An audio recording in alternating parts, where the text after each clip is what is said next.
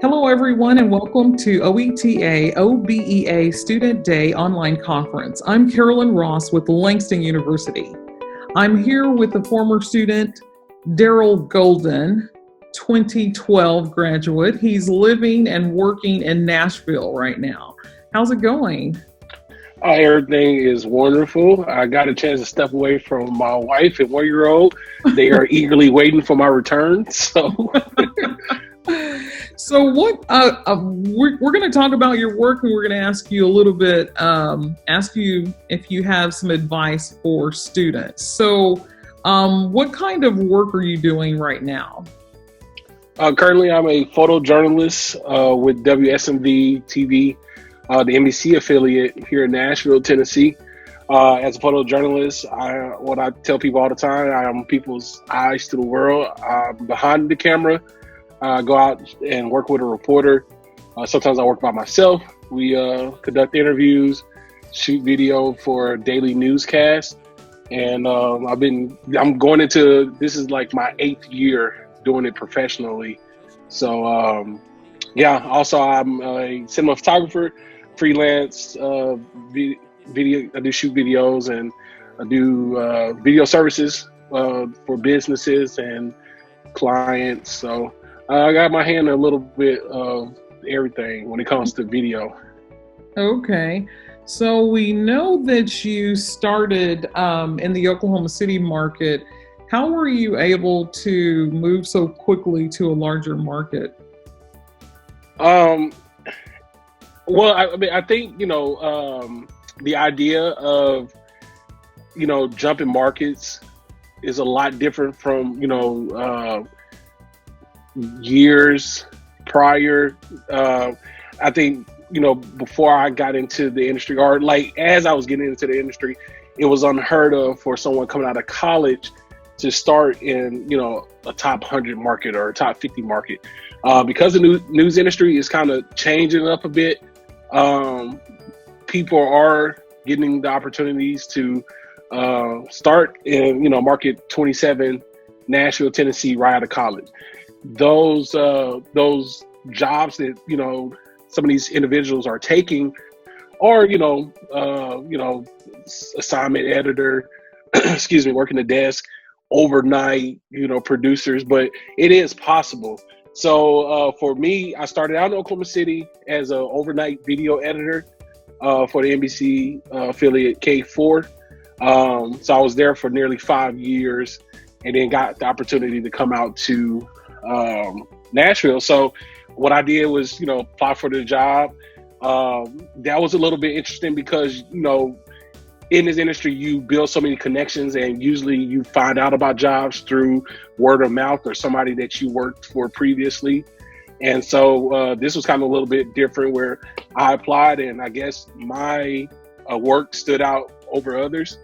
And I got the call, I think 3 or 4 days after I applied for the job, and I got flown out to come to Nashville to check out the station, check out the city. And I, liked what I saw and immediately took the opportunity. I guess the rest is history, as they say. hmm Tell us a bit about the type of work you do. Are you working with any professional teams? What's something great that you've done in your work?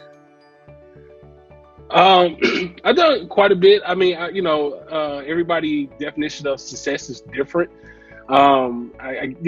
People look at my resume, or, hear some of the things that I got a chance to cover and think, man, you've seen a lot, done a lot.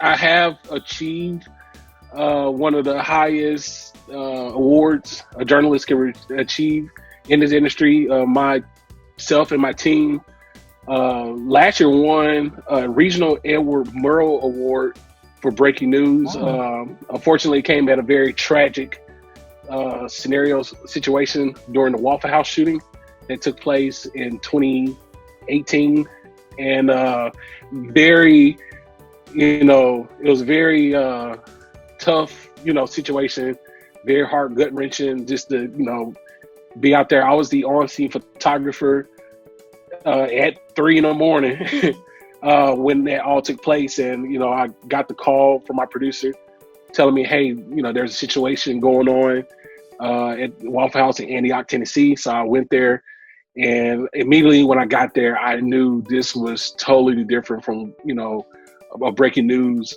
that I'm used to covering. And so it was very eye-opening seeing, so many fire truck, ambulance, police officers with assault rifles running around looking for this guy that just committed this horrendous crime. So I knew, like I said, it was a lot, and I knew, hey, I have to keep a level head. I knew that, I'm the only person from my station being able to relay the information to the station so we could give it to our viewers.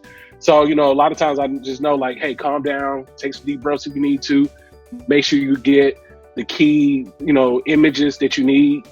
And that end up turning into like a almost 15-hour shift for me. And again, starting at 3 a.m. So like I said, it was cool. When we got the announcement that we won the regional award, the Ed Murrow Award, that was really, it was great to hear, like I said, to kind of get some type of acknowledgement, some recognition for the hard work we did that day. Unfortunately, we didn't win the National Ed Murrow Award, but again, just to get that recognition was really cool. And even surprisingly, I mean, that is such a high achievement. But I think just being able to, see things, I got a chance to cover President Barack Obama when he came to Oklahoma. I think that probably was like a super highlight for me. Got a chance to cover the NFL draft in 2019. So, like I said, I got a chance to do some really cool stuff. But like I said, on paper, probably the Edward Murrow Regional Award would be my highest achievement. Yes, for sure, for sure. Wow. How is it covering, or how's it doing your job during this COVID? It's different. I think I could take on the mind frame that, only thing permanent in life is change. And so, with that, we constantly have to adapt to the changes that, we're faced. So, a lot of our coverage, it's been a lot stressful. In a sense of, you have to effectively do your job and do it safe without worrying that you're going to possibly get infected with the virus or, affect a loved one. It's in the sense of covering the news, try to be extra precautious, keep hand sanitizer, even, hand soap, extra bottles of water, just to continue to try to wipe down equipment. And we're doing a lot of our interviews socially distanced. A lot of us have, added a boom pole to our, repertoire to keep the distance between our subjects and, myself and the reporters. We do a lot of Zoom calls or FaceTime interviews, which in a sense, that's been really effective. It's been really cool to, save on time, because instead of us having to drive on the other side of town to go talk to somebody for 3 to 5 minutes, we could do that just, in the comforts of our vehicles.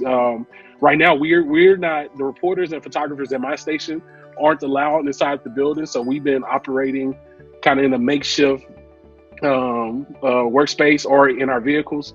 And then even some of the other stations in this market, the CBS affiliate here, they're not allowing their photographers and reporters to work out of the same vehicle. So I know that's been different for the reporters, having to drive everywhere to their news stories, breaking news, So like I say, it's different, but again, it's one of those things that just like everybody else, we're just trying to adapt and overcome it.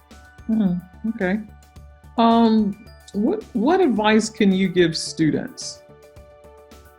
I think the biggest thing, the biggest advice I would probably give someone is to, network. Even trying to transition from college into the professional career, is very important. But then networking doesn't stop once you get into the industry.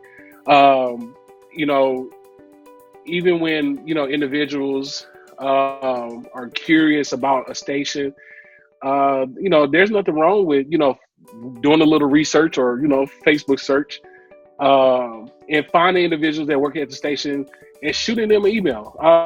If somebody get my information, it's not listed on the station's website, but even, if I was a reporter, and I'm saying this from, talking to other reporters, like when I went to, when I went on to WSMV and I had talked to, after I got hired, I told a reporter once, I said, hey man, I really wanted to reach out to you and kind of ask you, like, what is it like to work at that station? Because of course I only saw that station for 8 hours that I was there visiting, but that person had been there for, years, and they say, hey, you should have did it. Like, there's no problem. The worst people could say is no. And so sometimes, as social media always tell us, shoot your shot. There's nothing wrong with, sending a quick email. Because like I said, the thing is, you got to ride that line between being persistent and kind of, I guess, being overbearing. But like I said, there's nothing wrong with just simply sending an email, shooting a DM. Everybody, a lot of the students, as they say, if you're interested in an individual that you want to court or something like that, you're gonna have their number. What you gonna do? You're gonna go into their direct messages. So there's nothing, you do the same thing with networking. And again, I always say the worst people could say is no or not respond.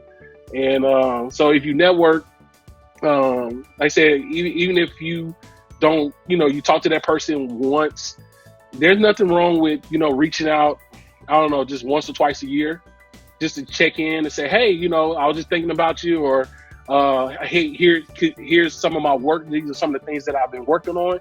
Could you check it out? Give me some critiques, give me some feedback. I mean, because like I said, people, what I've learned in this industry, people absolutely love helping each other. It's been a rare situation where I've run into somebody that wasn't willing to help somebody else, get better, or, share some of the insight to what they're experiencing. So definitely take advantage of, the social media platforms, the emails. Like I said, sometimes it takes a little bit of research, and I think, people all have LinkedIn's. That's probably the best professional social media platform that we have, and people have their information listed about where they work. So like I said, take advantage and just, send some quick, simple emails and touch bases with people. Okay. Any closing remarks? Anything else you'd like to say? I think it's, just kind of piggybacking off of the whole networking thing, definitely do it, sooner than later, because, you want to make sure, whether it's the news industry or, radio production, or even if you go, outside of, nursing or something else, definitely, figure these things out sooner than later, because you don't want to invest in all this time and resources trying to get into an industry, and then you kind of find out that, hey, this isn't what I thought it was going to be. So, I mean, most people would, give you the good, the bad, and the ugly. I know I definitely will. 'Cause like I said, I truly tell everybody, I truly love what I do for a living. Not every day is rainbows and butterflies. Like I said, there's just like any other job, there's some things that, I'm not very fond of doing, or, I don't want to go stand out in the rain and shoot video. But, again, my good days truly outweigh the bad. And so, like I said, I got into this very early. And so I'm very appreciative of all the individuals that, have answered those emails, gotten back with me, or responded. And like I said, I got a chance to figure these things out sooner than later. So definitely check out, reach out to folks, and make sure this is, anything that you're going to put time and resources into, check it out sooner than later.